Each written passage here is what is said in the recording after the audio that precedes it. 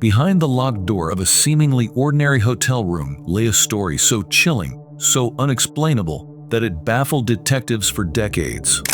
In January 1935, a young man named Roland T. Owen checked into the President Hotel, only to meet a grim fate that no one could unravel. Room 1046 held a dark secret, bruises, blood-streaked walls, and whispered names that would never be traced.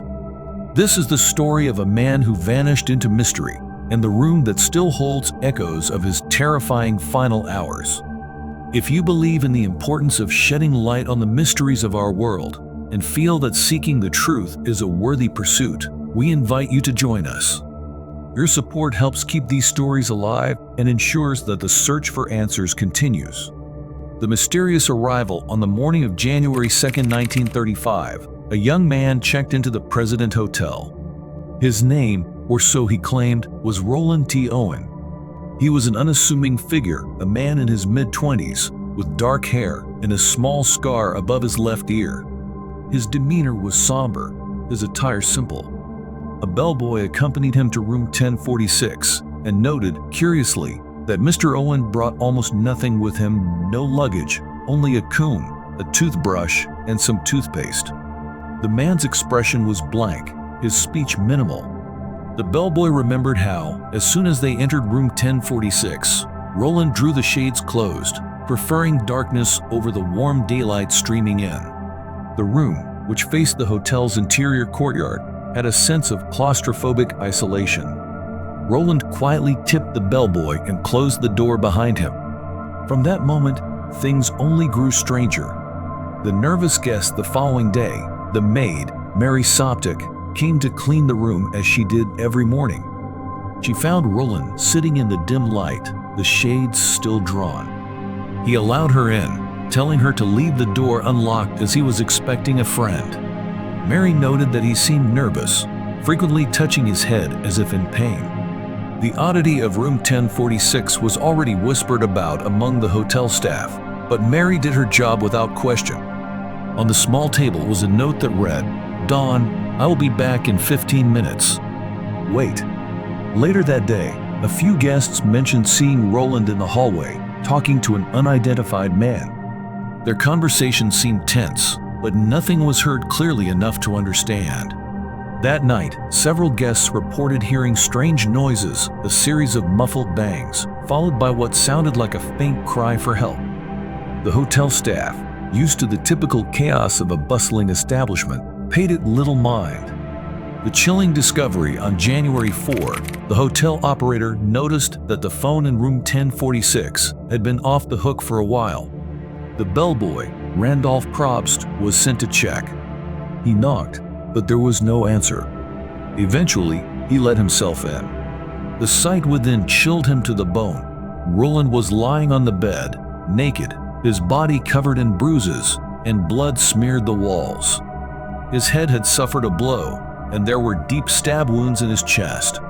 Despite his dire state, Roland was still alive. "What happened to you?"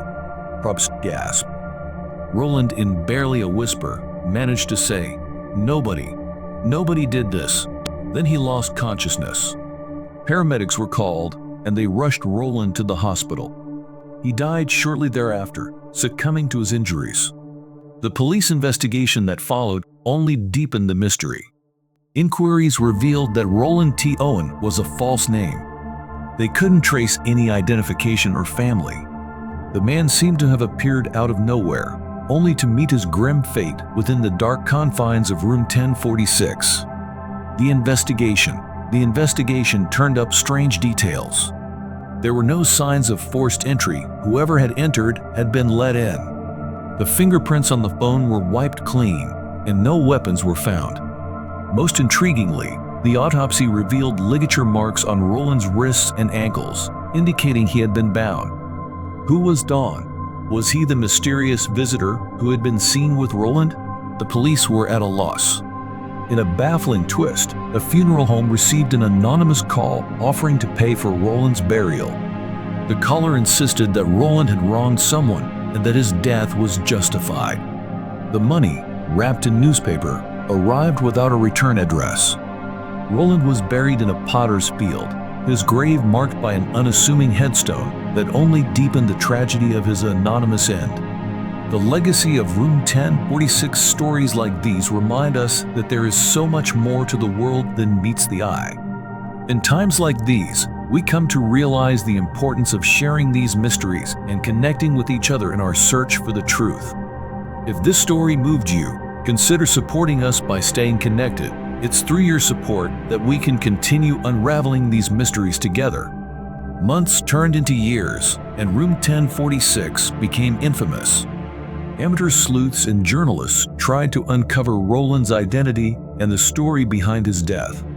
Some speculated he was involved in organized crime, while others believed it was a romantic entanglement gone terribly wrong. But no theory ever fully explained the horror of that room. The cryptic note, the blood-streaked walls, the whispers of dawn. The President Hotel continued its operations, the rooms filling up with travelers unaware of the ghostly past of Room 1046. But every so often, there were rumors guests who claimed they felt a chill in that room, as if they weren't alone, or those who heard faint voices in the middle of the night. And the mystery of the man called Roland T. Owen and his gruesome death faded into the annals of unsolved cases, a haunting reminder of how darkness can sometimes dwell just beyond the locked door of an ordinary hotel room.